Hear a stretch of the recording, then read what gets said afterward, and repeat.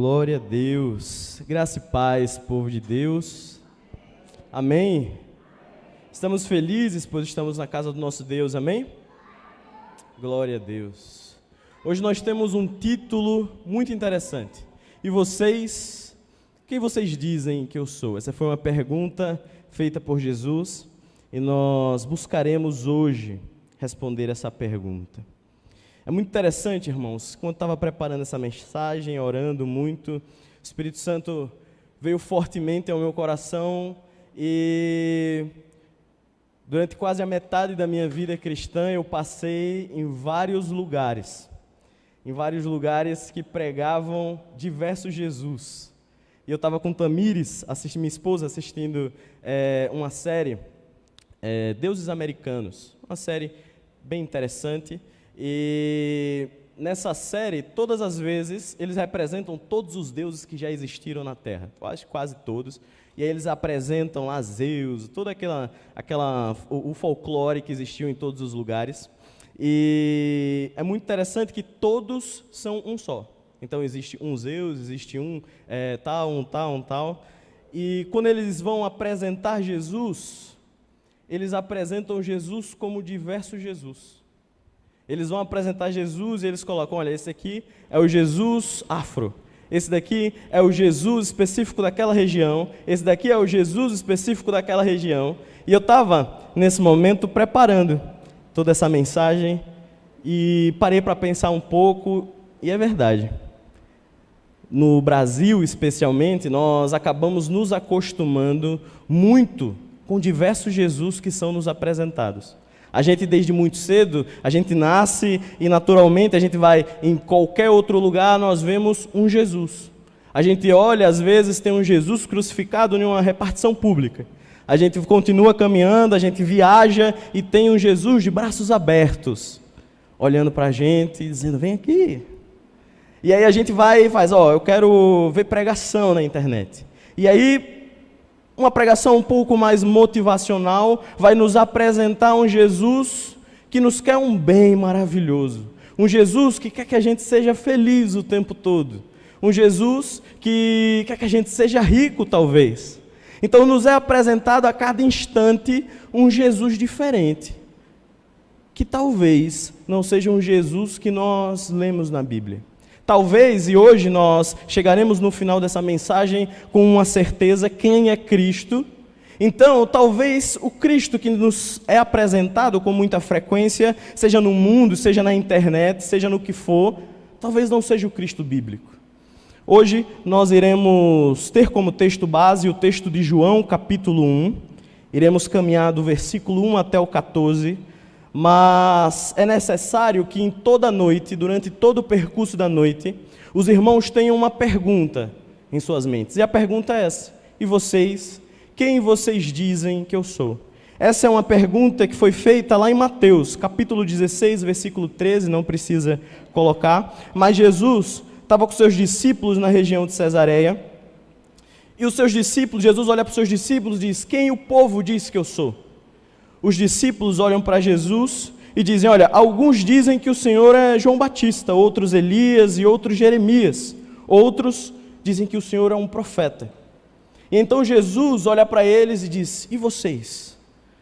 Quem vocês dizem que eu sou? Quem eu sou para vocês, que são os meus discípulos? Essa pergunta atravessou os séculos. Quando Jesus morre e inicia ali a igreja que nós chamamos de igreja primitiva, essa pergunta já era feita, e enganações sobre essa pergunta já cresciam, grandes heresias já cresciam. Se essa pergunta for feita, por exemplo, hoje em dia, para um testemunha de Jeová, uma pessoa que faz parte dessa igreja, testemunha de Jeová, a gente conhece muitos TJs, eles diriam que Jesus é um Deus menor, abaixo de Deus Pai, com um poder limitado e finito.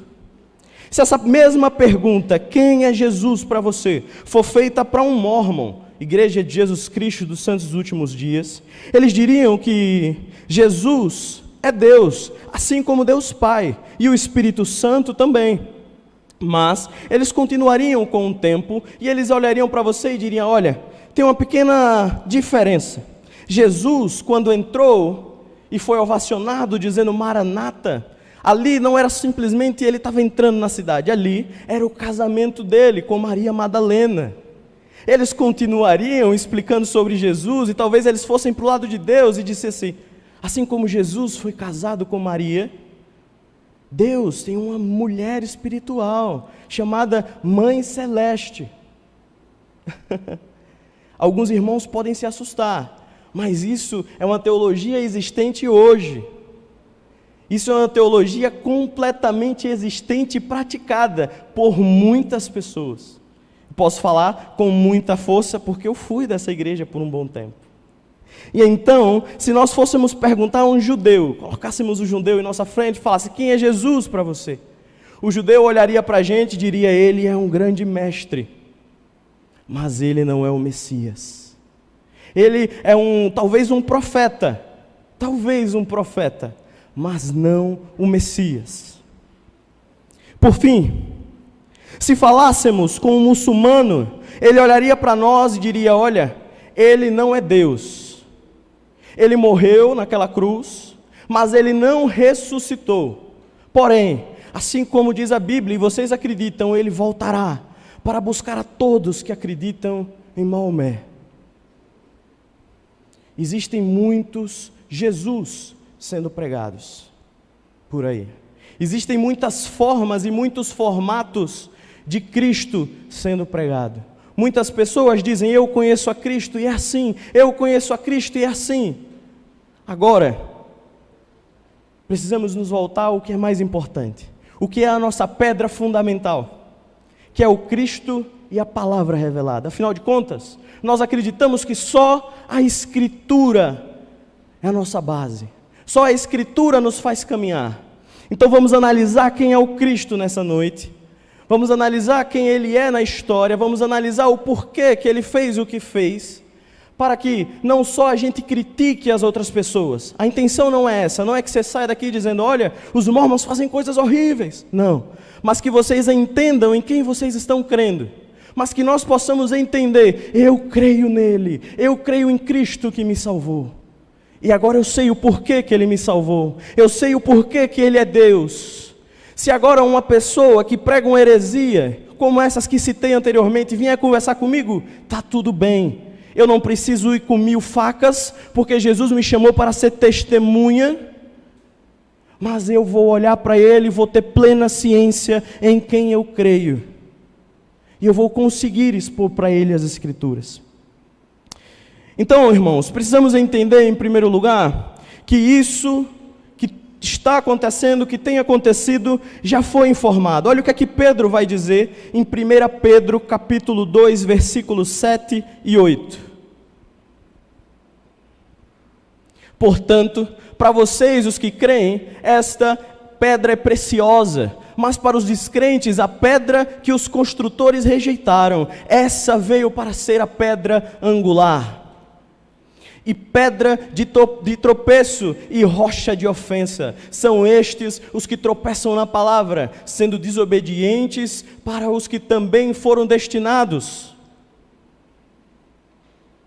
Irmãos, se nós sentarmos com todas essas religiões e formos falar sobre Deus Pai, possivelmente, todas irão olhar e vão falar, a gente acredita em algo talvez um pouco parecido. Mas agora quando nós formos colocar Cristo, que é o nosso Senhor e o nosso Salvador, para os que creem, Ele é a nossa pedra angular. Mas para todas as outras religiões, Ele é pedra de tropeço. Por esse motivo que nós iremos analisar hoje quem é o Cristo. Então João nos ajudará com essa resposta. João escreveu o Evangelho de João, o qual nós iremos ler, e ele foi o último evangelho a ser escrito. Muito interessante, porque quando João escreveu o seu evangelho, todos os outros evangelhos já circulavam na igreja primitiva, e não só isso, todos os discípulos já haviam sido mortos por meio do martírio. Então João escreve o seu evangelho e ele inicia combatendo uma heresia. A heresia que circulava naquela época, que quase destruiu a igreja primitiva, chamada arianismo. Arianismo basicamente acreditava que, entre diversas outras crenças, que Jesus não poderia ser Deus, porque a carne, ela é falha.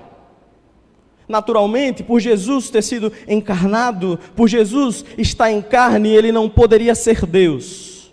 Ou, se ele estivesse em carne, ele não poderia ser Deus, ou ele não poderia estar em carne.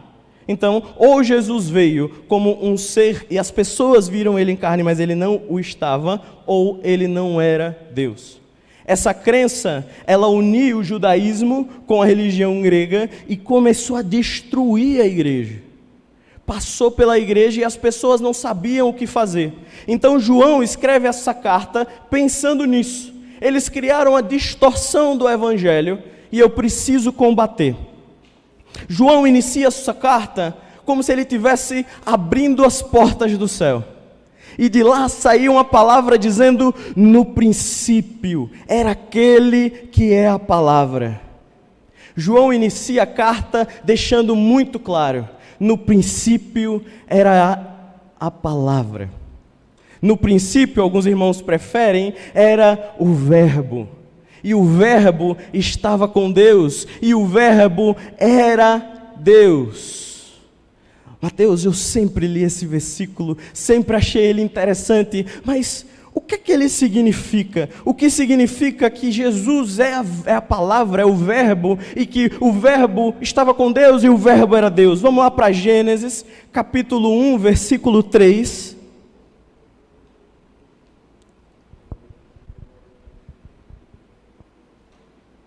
Vai dizer assim: e disse Deus, haja luz. E houve luz. Nesse versículo nós percebemos que o verbo dito por Deus era Cristo. Agora que nós lemos João, entendemos agora ainda melhor Gênesis. Então Cristo, ele era o agente da criação. Deus Pai era o poder da criação, a voz, o coordenador, o arquiteto da criação, mas Cristo era o agente da criação. Então nós entendemos que o Cristo que nos foi apresentado em Mateus, não é só em Mateus. Em Gênesis, já estava claramente olhando e dizendo, ele está aqui. Ah, Mateus, mas está mesmo? Está sim, quer ver? Gênesis capítulo 3, versículo 15. Porém, inimizade entre você e a mulher, entre a sua descendência e a descendência dela, que ferirá a sua cabeça e você lhe ferirá o calcanhar. Gênesis já estava dizendo o que aconteceria com Cristo, já estava jogando luz a Cristo. Então, em primeiro lugar, Cristo, Jesus Cristo, Ele é Deus. João aqui, logo no início ele diz, João capítulo 1, no princípio era aquele que é o verbo. No princípio era a palavra.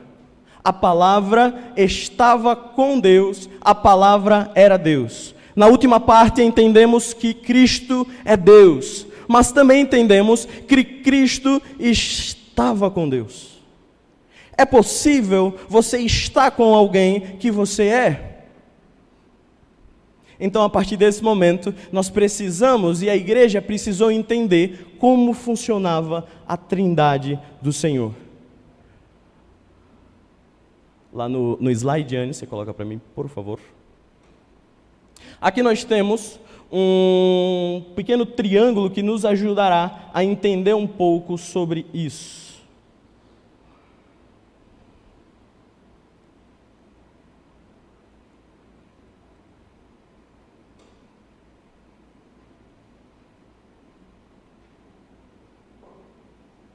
Valeu! Então, Jesus é Deus, e aqui temos esse triângulo. Esse triângulo nos ajudaria, basicamente está dizendo aqui que o Pai não é o Espírito, e o Espírito não é o Filho, e o Filho não é o Pai. Porém, todos são Deus. Nós temos aqui uma forma muito simples de explicar uma doutrina que é muito complexa. E naturalmente embaralha a nossa cabeça, irmãos. É algo santo. é algo tão santo. Nós estamos falando aqui do próprio Deus. Se isso não causar como é? Nós estaríamos falando de algo humano, nós estaríamos falando de algo terreno. Então aqui nós temos Pode deixar sua Bíblia aberta, meu irmão, minha irmã, nós vamos caminhar um pouco pela Bíblia.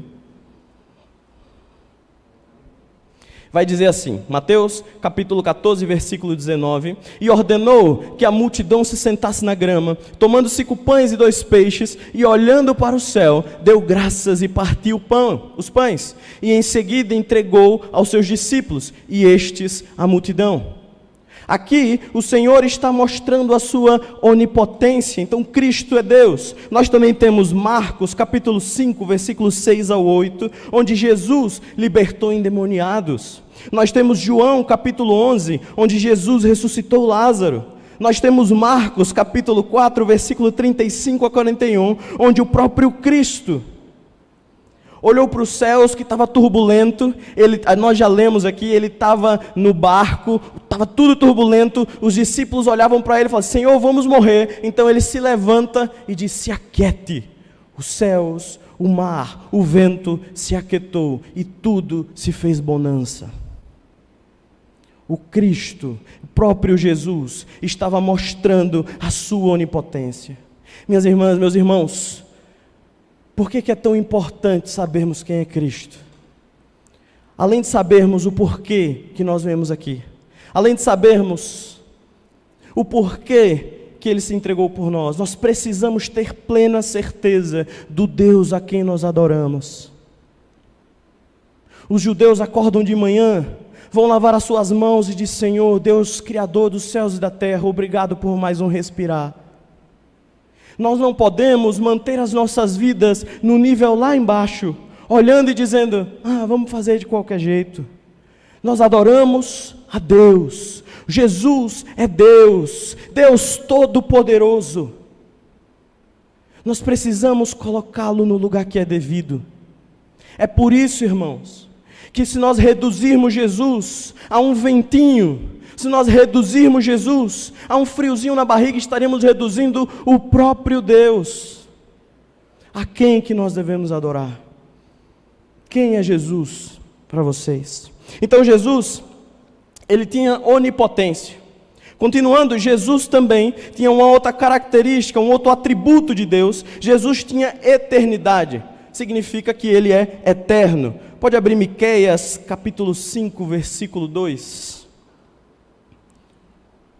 Nós temos um texto falando sobre Jesus.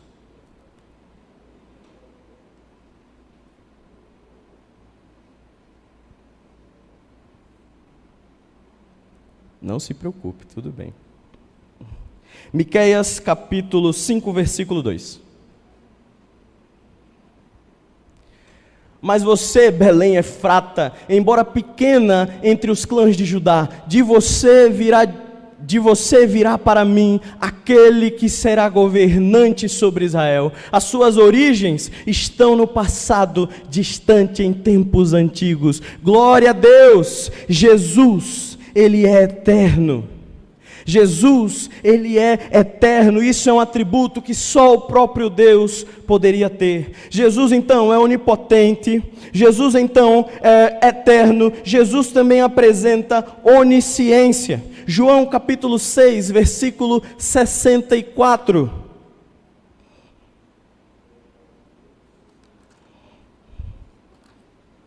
Contudo, há alguns de vocês que não creem, pois Jesus sabia desde o princípio quais deles não criam e quem iria traí-lo.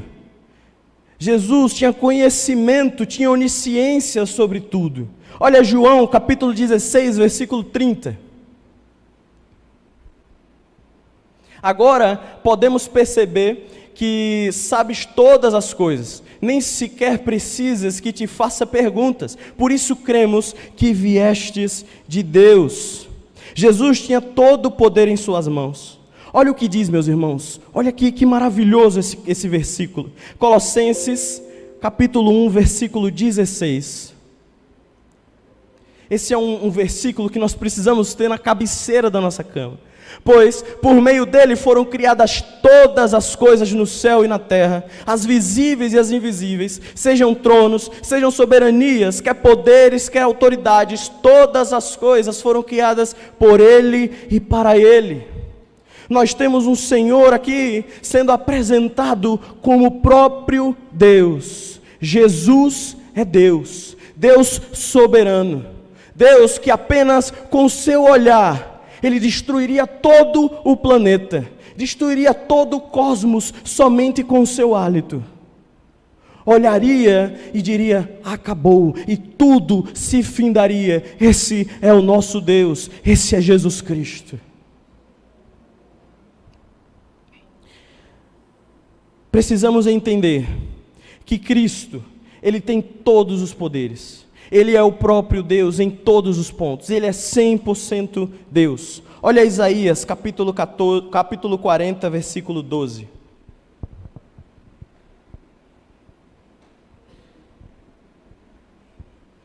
Quem mediu as águas na concha da mão?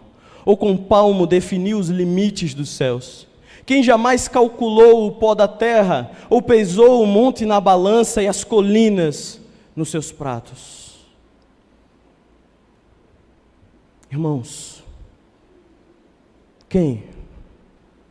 A palavra do Senhor diz que nas mãos do nosso Deus caberiam todos os mares, toda a terra caberia nas palmas das suas mãos.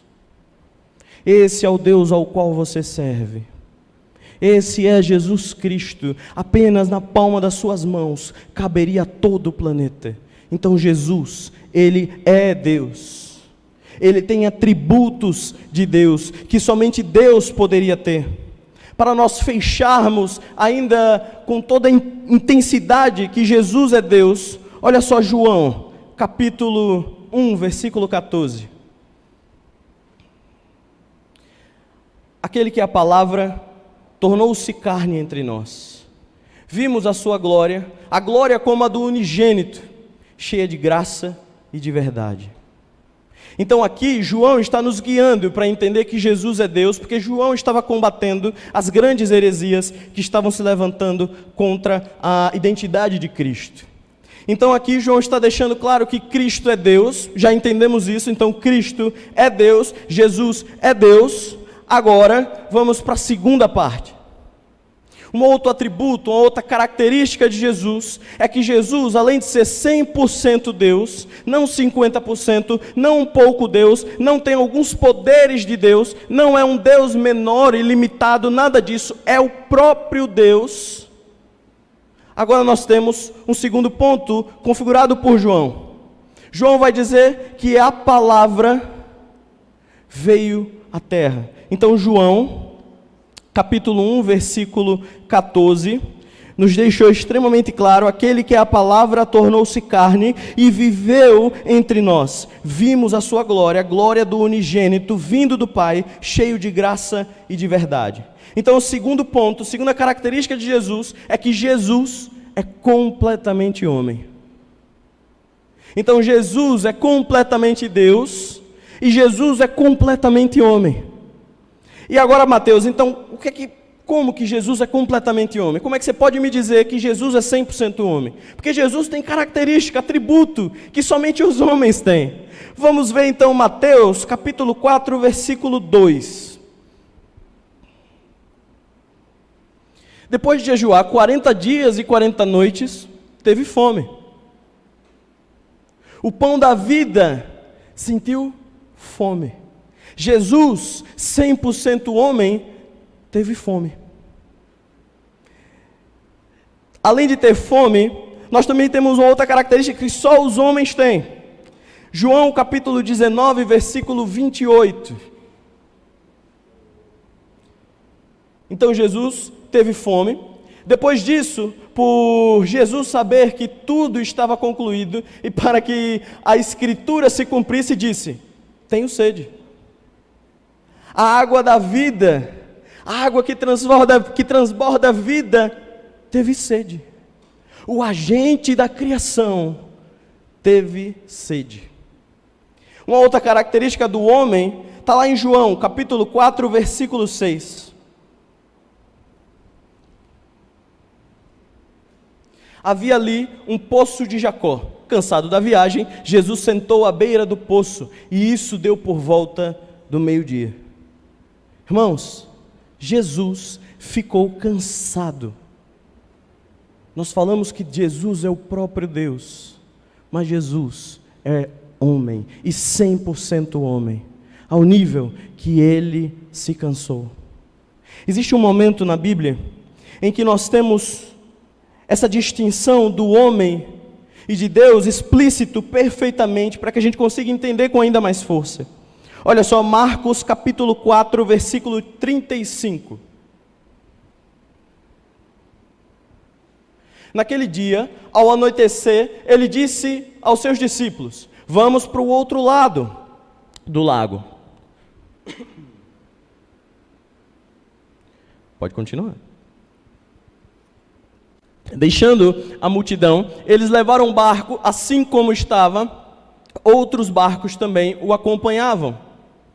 Levantou-se um forte vendaval e as ondas lançavam sobre o barco, de forma que começou a se encher de água.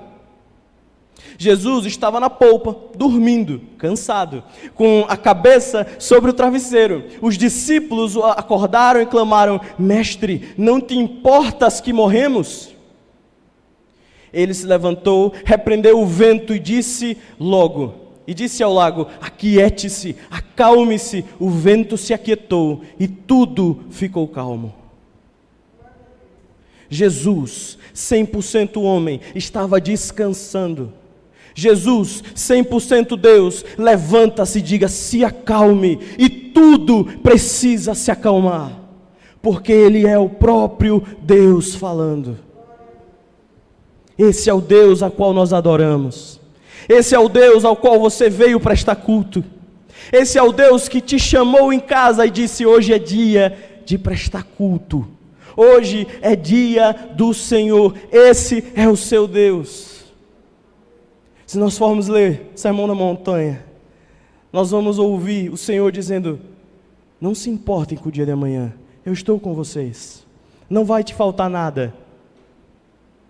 E aí a gente pode olhar e falar: Senhor, mas é tão difícil. Esse é o nosso Deus.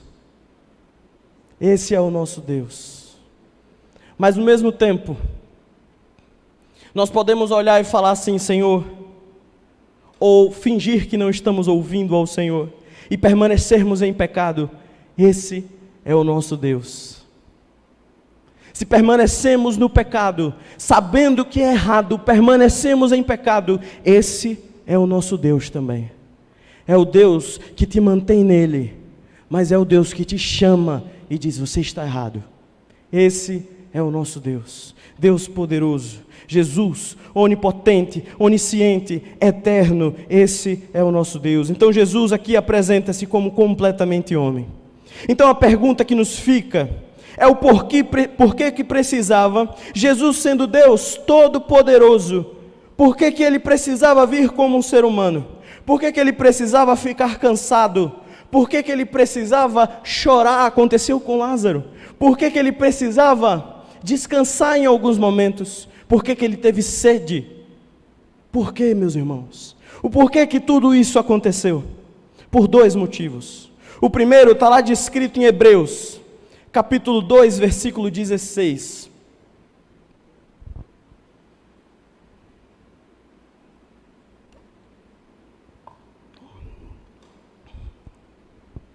Pois claro que não veio para ajudar os anjos, mas os descendentes de Abraão. O Senhor Jesus, Ele veio porque Ele precisava ser o sacrifício substitutivo perfeito, pois algo errado tinha acontecido antes. Vamos abrir em Gênesis, capítulo 2, versículo 16. Olha o que é que tinha acontecido. E o Senhor Deus ordenou aos homens: coma livremente de qualquer árvore do jardim, mas não coma da árvore do conhecimento do bem e do mal, porque no dia em que comer dela, certamente você morrerá. Uma morte precisava acontecer. Os homens, e quando falo os homens, somos todos nós estávamos lá, Afinal de contas, eu tenho plena certeza que todos pecamos hoje. Portanto, escolhemos a mesma escolha, tivemos a mesma escolha que Adão, tivemos a mesma escolha que Eva. Hoje, uma morte precisava acontecer. O caminho estava fechado, ninguém poderia chegar ao Senhor. Poucos poderiam chegar ao Pai. E agora? O que é que pode acontecer? Somente o próprio Deus aguentaria a ira que foi guardada aqui no Gênesis. Somente o próprio Deus se reduzindo e se tornando um ser humano, se tabernaculando. Quando nós vamos ler o Antigo Testamento, vemos que os templos eram a forma do homem se comunicar com Deus. Nós vemos os sacrifícios, como sacrifícios expiatórios, por exemplo.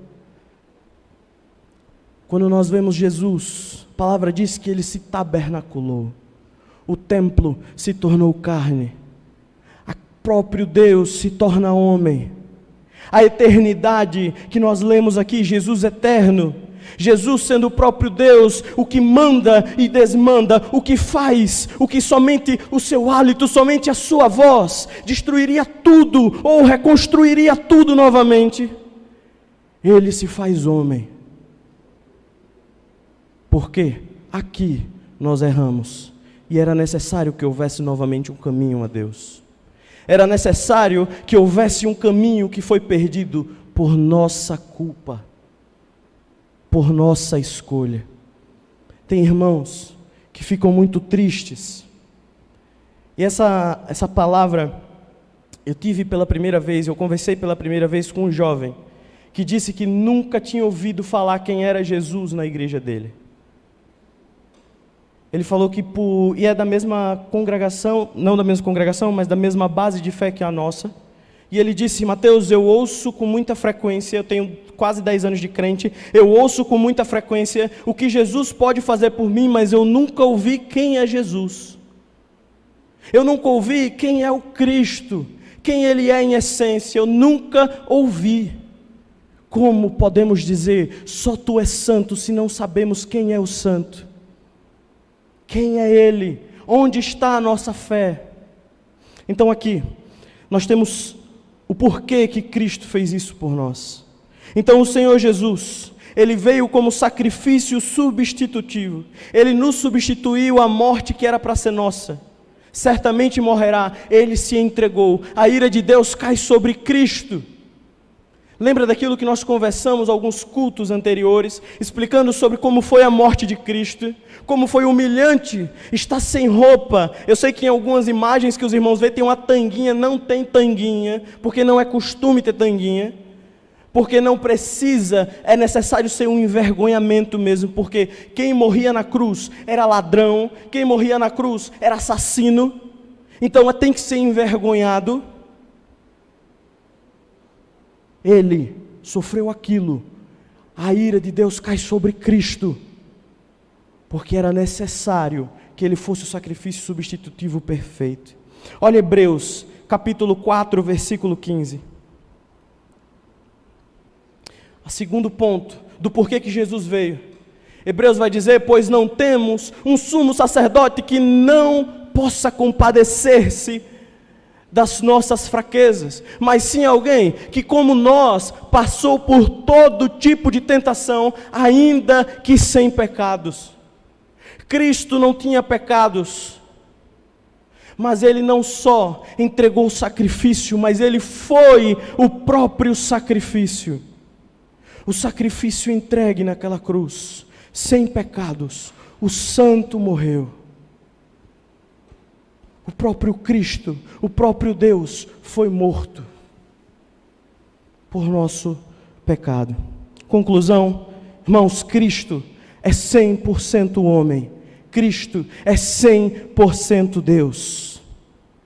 Nós também temos uma última característica do Cristo, que são os ofícios de Cristo. Então Cristo, Ele é 100% homem, Cristo, Ele é 100% Deus, mas Ele também veio com ofícios, Ele veio com funções. E é muito interessante que no Antigo Testamento nós temos 3 tipos de líderes. O primeiro tipo de líder são os profetas. O profeta falava a vontade de Deus. Nós temos, por exemplo, Natã, em 2 Samuel 7:2. Um profeta falava a vontade de Deus para o povo. Além de profeta, nós também temos o sacerdote. O sacerdote, ele oferecia sacrifício para perdão dos pecados. Nós temos um exemplo, Abiatar, 1 Samuel 37. Nós temos, por último, o rei. Nós temos um rei que conhecemos muito bem, Davi, 2 Samuel 5:3. Então nós temos esses 3 ofícios no Antigo Testamento. E Cristo, ele foi os 3 ofícios. Cristo, ele foi o nosso profeta. Olha lá Deuteronômio 18, capítulo 18, versículo 15. O Senhor, seu Deus, levantará dentre os seus próprios irmãos um profeta, como eu. Vocês devem ouvi-lo. 16. Pois foi isso que pediram ao Senhor, o seu Deus, em Horebe, no dia em que se reuniram, quando disseram: não queremos mais ouvir a voz do Senhor, nosso Deus, nem ver o seu grande fogo, senão morreremos. 17. O Senhor Deus disse, ele tem razão. 18. Levantarei do meio dos seus irmãos um profeta como você, em cuja boca porei as minhas palavras. Ele dirá a vocês tudo o que lhe ordenar. Cristo foi um profeta perfeito. Ele chegou, ele entregou a palavra do Senhor. Hoje pela manhã estudamos na EBD, sobre... Ajuda, irmãos, esqueci o nome dele. Nicodemos, glória a Deus. Estudamos sobre Nicodemos. E vemos o Cristo expondo profeticamente, claramente a Nicodemos a palavra do Senhor. Dizendo: o Senhor enviou o teu Filho unigênito, para que todo que nele crê não pereça, mas tenha vida eterna. Cristo foi o profeta, entregando a voz do próprio Deus Pai ao povo. Mas Cristo também foi sacerdote. Olha Deuteronômio. Hebreus, capítulo 10, versículo 12. No entanto, depois que Jesus acabou de oferecer um único sacrifício pelos pecados, que é válido para sempre, se assentou à direita de Deus. Jesus não foi somente o sacerdote que levou a oferta, ele também foi a oferta. Jesus, ele foi a oferta perfeita. Sendo santo, sendo o próprio Deus, só ele poderia fazer o caminho.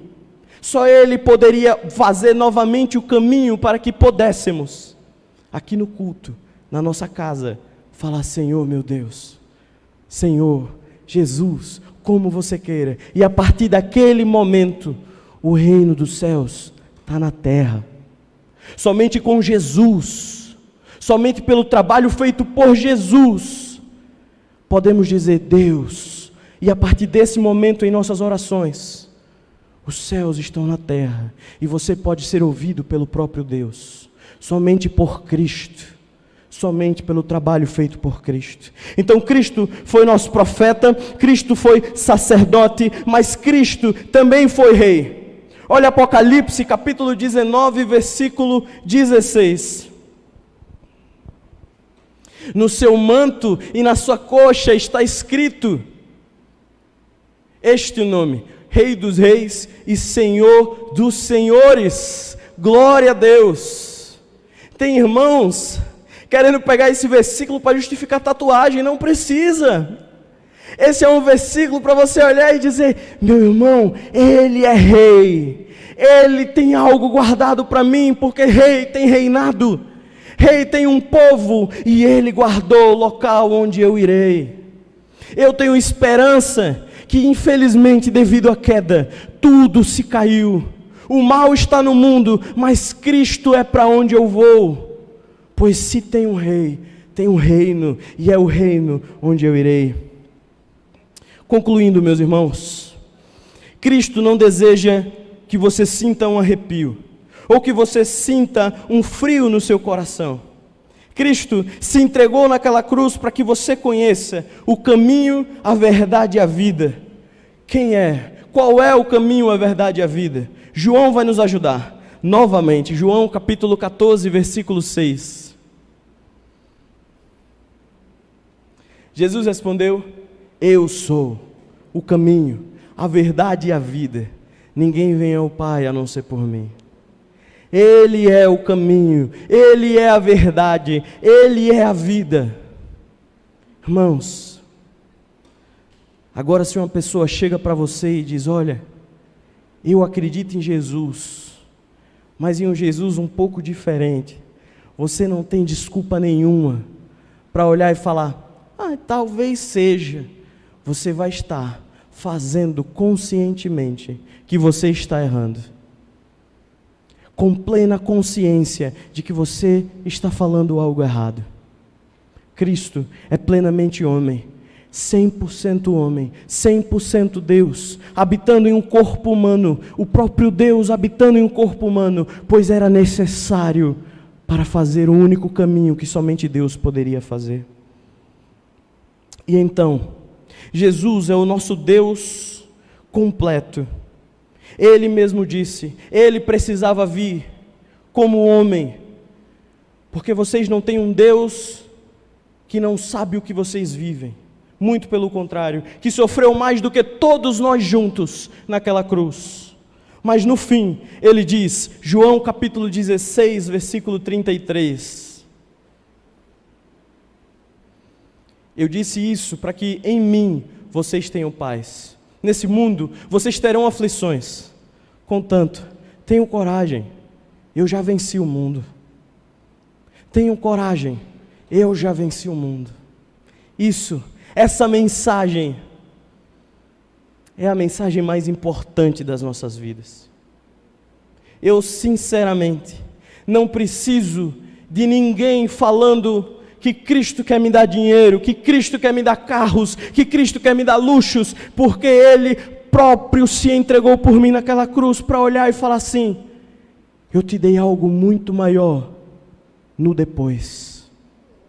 Nós não precisamos viver na miséria, não é isso, afinal de contas, Ele mesmo disse que proveria tudo, mas nós temos que observar se estamos vivendo uma vida só para aqui, uma vida de só me entrego aqui, eu vivo 24 horas no meu trabalho, eu não sei mais nada de nada, minha família pouco importa, minha igreja pouco importa, eu estou vivendo só aqui. Talvez o Cristo que você acredita não seja o Cristo verdadeiro, porque a nossa recompensa está no pós-vim, está no que Ele está garantindo como Rei do reino. A nossa maior recompensa é essa. E é por isso que nós podemos olhar para Paulo e dizer: vixe, Paulo é exagerado. Não, Paulo estava com a cabeça lá. Ai meu Deus, os discípulos de Jesus são tudo exagerado. Não, eles estavam com a cabeça lá.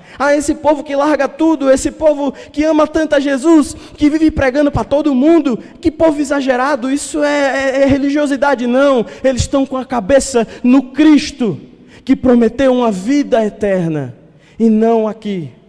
E eles entenderam que viver sem Cristo no pós-morte é pior do que qualquer outra coisa.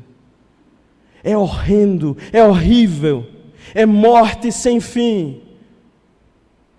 Se alguém olhar para vocês e dizer: olha, as pessoas que vão sem Cristo vão para o inferno, mas vai passar um tempinho. É mentira, a Bíblia não dá base razoável para isso. É eterno. E quando nós temos essa visão, quando nós olhamos para isso, aí sim, meus irmãos, que nós olhamos e dizemos: não, Ele me libertou, agora eu sei quem me libertou, eu sei para onde Ele está me chamando para ir, eu sei para que reino eu vou, e quem não vai para esse reino, o que vai passar? Eu preciso viver intensamente Cristo. Então eu vou estar no meu trabalho vivendo Cristo intensamente, eu vou estar em qualquer outro lugar e vivendo Cristo intensamente. Por fim, a pergunta que foi feita lá no início, ela precisa ser respondida. Então em Mateus, capítulo 16, versículo 15 e 16, nós temos a resposta. E vocês, perguntou Jesus, quem vocês dizem que eu sou? Pedro, olhando para Cristo, disse, tu és o Cristo, o Filho do Deus vivo. Em outro momento, Pedro vai olhar para o Cristo e dizer, Senhor, para onde eu irei? Só o Senhor tem palavras de vida eterna. Para onde eu vou, Senhor? Agora Pedro sabe quem é o Cristo e ele pode dizer, Senhor, para onde eu vou? Não tem lugar para eu ir, somente o Senhor tem a minha vida eterna. Glória a Deus, esse é o seu Deus, esse é o nosso Deus. Meus irmãos, a única pergunta que deve ficar para nós durante a semana e durante toda a nossa vida é uma só: quem é Jesus para você? Quem é o Cristo para você? É o Cristo que tem sido pregado por aí? Ou é o Cristo bíblico? É necessário saber quem é o Cristo, para que próximo domingo nós teremos ceia do Senhor, possamos nos entregar por completo nessa ceia, olhando e dizendo, Senhor, aquele sacrifício, eu estou lembrando aqui, Pai, foi feito por mim. O Senhor, sendo Deus, se reduziu tanto, sentiu tanta dor. Senhor, está aqui, eu estou indo para o Senhor, já já nos veremos, amém? Então vamos orar. Senhor Jesus, te agradecemos, Pai, te agradecemos porque o Senhor nos escolheu, porque o Senhor se entregou por nós naquela cruz. Te agradecemos, Senhor, porque o Senhor é o Cristo. Tem sido pregado muitas palavras pelo mundo, mas nós conhecemos quem é Jesus, não porque ouvimos falar, mas porque lemos a Tua palavra, Senhor. O Senhor é a nossa pedra angular, o Senhor é o que nos guia na nossa vida.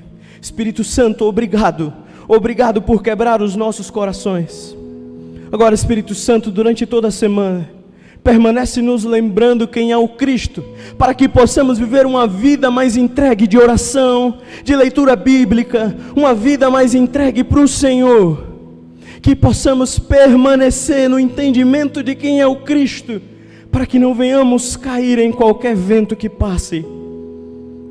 Espírito Santo, permanece com a Tua igreja. Espírito Santo, Senhor Jesus, permanece nos guiando em todos os momentos. O Senhor nos prometeu e sabemos que o Senhor o fará. Que o Senhor nos abençoe, não só hoje, não só nesse momento, mas em todos os momentos. Que a Tua palavra permaneça sendo pregada nessa igreja.